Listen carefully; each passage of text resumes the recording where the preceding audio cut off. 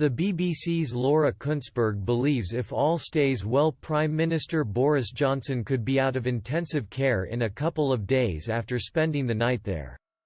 The BBC's Laura Kuenssberg hoped Boris Johnson makes a speedy recovery from coronavirus after battling the symptoms for almost 2 weeks. She said he could be out of intensive care soon after Senior Cabinet Minister Michael Gove said he didn't need ventilation. But Mr. Johnson will need a long time to recover after he had continued to work during self-isolation in Downing Street.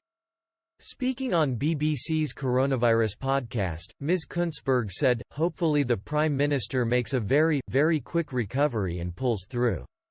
All being well, potentially, he could be out of intensive care in a couple of days. But still, this is a serious illness for somebody who is infected in this way, and he's clearly going to. Of course, that does not just affect how quickly the government can make decisions but also political morale. This is not just a back and forth over health, this is a battle of public opinion. It's a battle of morale. That's why it was so important that we saw the Queen speaking out." Foreign Secretary Dominic Raab will run the country while Mr. Johnson is in intensive care, and any decision on lifting coronavirus lockdown restrictions won't be delayed, according to Mr. Gove.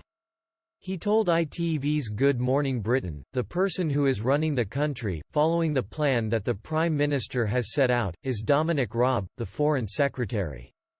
Asked if a decision on changing lockdown restrictions, due to be reviewed on Monday, would be put off, Mr. Gove said, "No, it won't be delayed. It will be the case that we will take that decision collectively as a cabinet. The person who will make the final decision is the Foreign Secretary." Mr. Gove, who has known Mr. Johnson since they met as students, he added, "We are just hoping and praying that he pulls through. It was a shock yesterday to hear the news about his going into intensive care.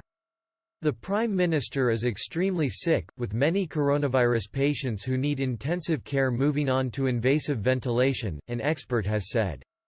He was understood to be conscious when he was moved to intensive care at about 7 p.m., as a precaution should he require ventilation to aid his recovery. Derek Hill, professor of medical imaging at University College London (UCL), said the PM could be given a breathing aid known as continuous positive airway pressure (CPAP), which bridges the gap between an oxygen mask and full ventilation. CPAP uses pressure to send a blend of air and oxygen into the mouth at a steady rate, thereby boosting the amount of oxygen that enters the lungs. But Professor Hill said many COVID-19 patients eventually progress